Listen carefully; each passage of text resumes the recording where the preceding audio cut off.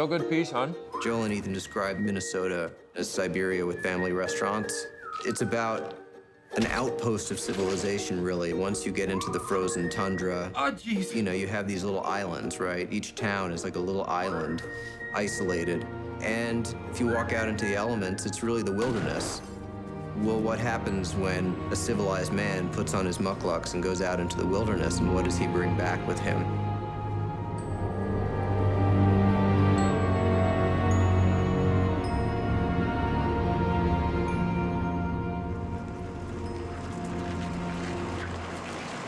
In the midst of the weirdness that is Fargo in this show, Lou's Diner is a bit of a calmer place to go, you know, and I think that for the audience to have a place to go that sort of is a reality check and affords a kind of counterpoint to so much of what is going on has value.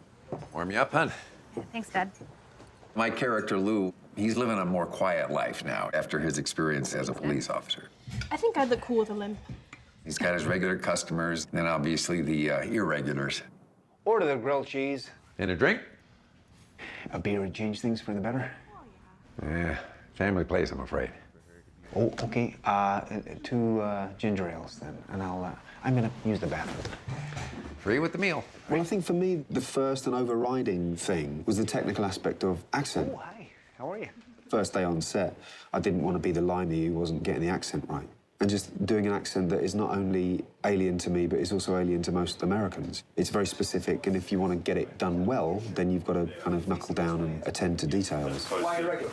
That's good. I'd say overall there will be more music, more highs and lows in it. The Scandinavian influence in Minnesota, that's the major one. Yeah, there is a little... We'll go through the work on the actual vowel sounds or consonant sounds, and once we get that down, I'll say, okay, now back up, and I just play the scene. So we're not playing the accents.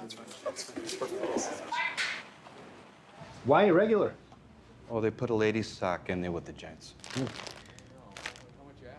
Which one's which? I've seen Martin hired a lot to play the sort of all-suffering sidekick, you know, in a way. It's The Office or Sherlock Holmes. I mean, even The Hobbit, it's like, yes, he's technically the lead of the movie, but, you know, he's kind of being dragged along as the straight man. But there was always this energy under the surface that I felt with him, which was a very Lester-like quality. Because what you want is someone who's totally handcuffed by polite society, but is capable of exploding.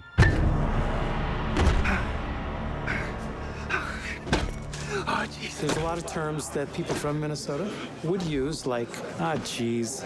In other words, they don't want to blaspheme, and it's because of the background of the people. A lot of them are Lutheran, which is why the violence that hatches is so startling, because they're decent people. Oh, hell. The irony is, how can they speak so reverently but act so irreverently? She's in the basement, dead. Lester, have you been a bad boy? There's enough darkness in there to make it not boring to play the Minnesota nice all the time, because no one's that nice all the time, and no one's that kind of held in all the time. And I think for Lester, it's the times when that starts to become undone. That's the key to him, and that's the key really to the whole piece. You know, the underlying, it's like Stepford, you know, it's like underlying all of this conveyor belt of nicety and manners. There's some horrible shit going on. Hey, Lester. Mr. Nygaard, we got some questions. This is Molly. Deputy Salverson. Oh. So we got your statement from the hospital. Oh, yeah. The only role we tested was Molly. We saw hundreds of girls trying to do the Fargo accent. And it's a lot. It's a lot to listen to. Let me know, please. Who are you? Hi, I'm Allison Tolman. When I taped for this series, I was unemployed, and I was working a temp job in the morning for like $11 an hour, and I was going to interviews in the afternoon trying to find a new job. Being based in Chicago, you don't put a lot of hopes on television shows that are filming elsewhere. Windshield's cracked. Blood's there, too. Yeah. Driver must have hit his head. Yeah, or her head, you know? Yeah. Allison felt so organic to this role.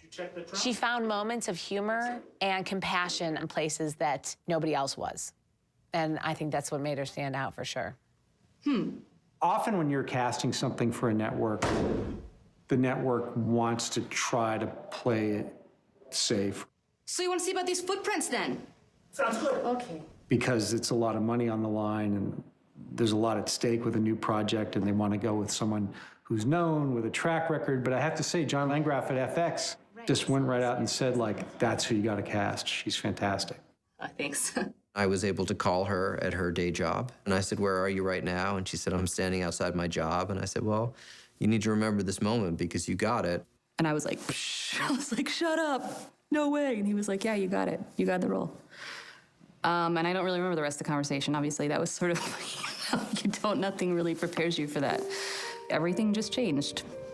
It's really unusual, I think, for people to be able to have an experience like that, where your life really goes off the rails in a really surprising way that you have no inkling that that can happen to you, you know? And action! The difficult adjustment for me coming from theater was that I'm used to doing all of the work in rehearsals, but there's not really a rehearsal in a TV show, maybe more so in film. I don't know, I haven't done one. But we would finish a scene and we would move on to the next one, and I just felt like, but wait, when do we do it? Like, when do we actually do the part where you figure the stuff out and do the work, you know? And Martin said to me, you don't do that. You do it the night before in your room, and then you come to set. So that was unusual and was a big adjustment, but I've gotten better at it, I think, and hopefully in the past few months. So then, going on, Alison, where was that machine when Martin came down? I took a picture. Yeah. Okay, so you're coming down, and right away, like there, clocking the fact that that washing machine has been moved. It's so different reading scripts and then doing them. You know, you can read a script and have a certain response to it, and then a month or 2 months or 3 weeks later, you'll be actually playing the script. And that's when you really know what you're doing. Do you know what I mean? You don't know what you're fucking doing until you're there, because you don't know what anyone else is doing for a start. And it's really what other people are doing to you and with you that creates who your character is. You do the buzz and I'll react to that. Yeah. The great thing about Martin Freeman is that because he's never happy with what he's doing, he's always going to give you a great variety of performances, which I enjoyed to no end. For instance, when Pearl says, I guess they're talking about the way they make love. Hold on. That is you, not facing me. That's so I can picture a real man. I think there was one take where he did sort of like a slow simmer, and there's one take where he smashed the washing machine. So there are like a bunch of different ways to go with that, and all of them good. There was one where he was in an interrogation room saying that Malvo is going to come after you. He's not going to leave you alone. And there was a big outburst from him saying, my wife is dead. There's a lot of arrangements to be made.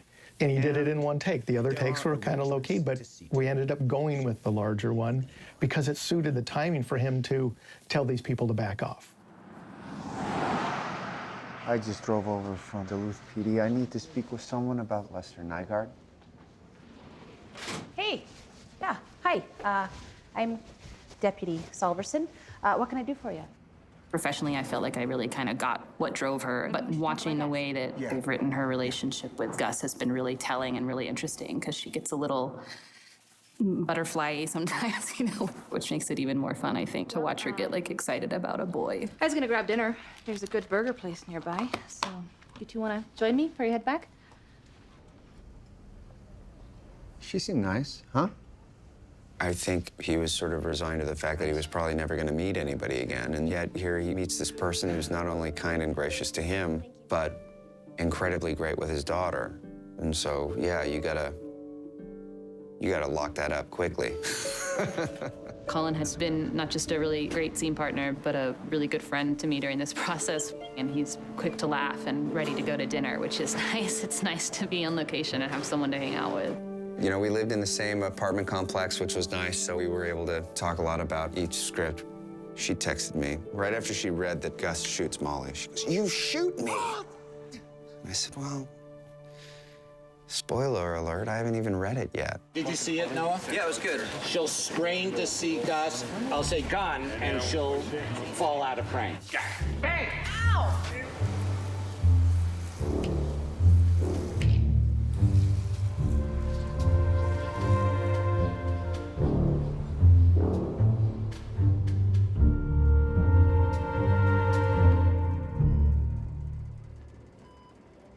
You know, it's crazy. I never shot anyone before. I'm gathering this wasn't your first time, though. When good people try to understand why bad people do bad things, it's not easy. We're used to a much more jaded world where our heroes can project themselves into the minds of killers and everything, but for everyday people who go to church and want to believe the best about people, it's a leap of understanding. As many of the other characters in the show do, they all represent a facet of the best and worst of America. Noah said that very specifically, you know, this is a show about the best of America versus the worst of America. You got premium channels? What makes this show American, for me, it's the optimism. Proud of you. These terrible things happen, and then these people still want to see the best in the world, you know, which feels American to me. There's not a lot of gray area with the characters in this show. There's not a lot of people who straddle the evil world and the innocent world. Only, I think, Lester does, and he does it uncomfortably. It was that question, I think, with Walter White in Breaking Bad. It's like, what's the moment at which the audience stops rooting for you and starts rooting against you? Lester did this one thing, but he was kind of pushed into it, and maybe if he gets away with it, then he can go back to life as normal and blossom as a person. But then he starts doing, like, worse and worse things. Whether it's Lester or whether it's Hitler, I think if you're following a character for however many hours of a project, if the audience is expected to follow him or her, then they have to like them. You know, Hitler got up, was nice to people. Stalin got up, would have been nice to people. Before he was, you know, a mass murderer, later on in the afternoon, he would have been nice to people for the first couple of hours of the day. That sounds very modern and Western and not judgmental, but really no one wakes up in the morning and thinks, Christ, I'm an evil bastard. I mean, no one does that.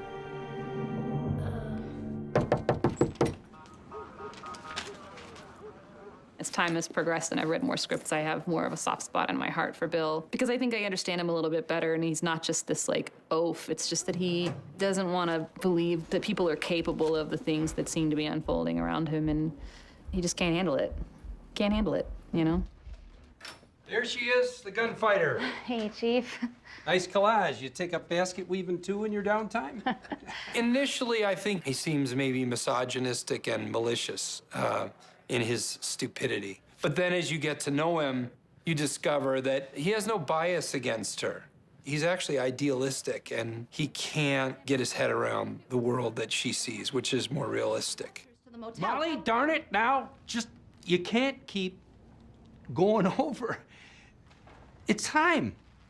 You gotta let it go. And the great scene in the interrogation room, if you dream of acting, it's to play scenes like that.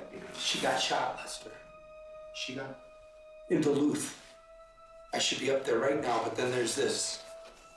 I don't even know where to start. Am I gonna have more than that? Inside or files or pictures? Yeah, I don't know. I wouldn't put pictures in front of him of his dead wife. No, and like when you sit, it would be. Oh, you want me to sit? You can at some point. I think you should. I could sit on. Was your wife having an affair? I always saw Malvo as a conductor of symphonies, and that scene for me was Lester's symphony. You know, Bill, Bob Odenkirk, this is that moment for him. He never wanted to be part of a world where things like this could happen. Settle in. Action, Martin. And basically what Lester does is he plays Bill. He plays Bill like a violin. Bill, if you think that makes me guilty of something, then, I want you to throw the book at me. Put me in jail.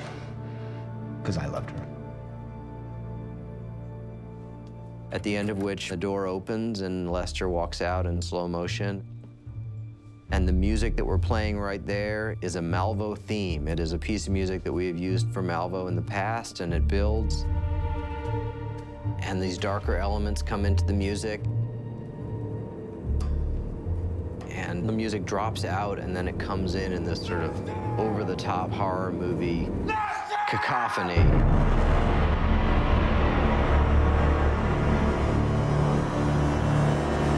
That's the end of his symphony. I had a hard time when I read through the finale the first time. I was sad as an actress that I was never going to get to play an actual scene with Billy, but I felt that it was appropriate. I thought that Malvo was Gus's fish, like that was his sin to atone for. But similarly, I really wanted to get Lester. I wanted to get him, you know? So it took me a couple reads, and I sat down with Noah, and we kind of chatted through it before I felt like I could wrap my brain around like when those moments of vindication happened for her. In looking at it, it did feel like we could do more with her. We don't do much more with her, but we make a meal of that impotence that she has, that she would stay behind, sidelined. Don't go out there. You personally don't go looking for... It's my job. The lesson from the movie Fargo that I took was, you know, in the end, when Jerry Lundegaard gets arrested, Marge is nowhere near there. He's out of her jurisdiction. In the real world, he gets arrested by whatever local cops track him down, and she gets the phone call. Let me know what the divers turn up. There's something real about that. And, you know, she's not a part of any of the end game, but of course, the only reason it's happening is because of her. Yeah, it's Lester. The moment where she listens to the tape, the conversation between he and Malvo, and she's just like, I knew it, like that's a victory. And she's got so few victories with this case, so when she gets to have them, they kind of add up to a triumph for her. She's 8 months pregnant at the end of the series, so we can't really have her like running across the Canadian border and watching him sink into the ice, you know, ha-ha! Our conclusion to the picture, Hour 10, and Lester has gone through an unbelievable character transformation. He's taken great risk, and he's done some bad shit. And Canada looms right out there. We spent a day out on Spray Lake, and the wind is blowing, and that ice is 28 inches thick. And I want to tell you, it was some cold, and it was magnificent. We ran Martin Freeman crazy out there on that lake. And he said, you know, I think I've given Canada, I've given you guys all I can give you this winter. I think I'm done with winter. And we said, not yet, you're not. We just need a little bit more. And of course, he gave us that.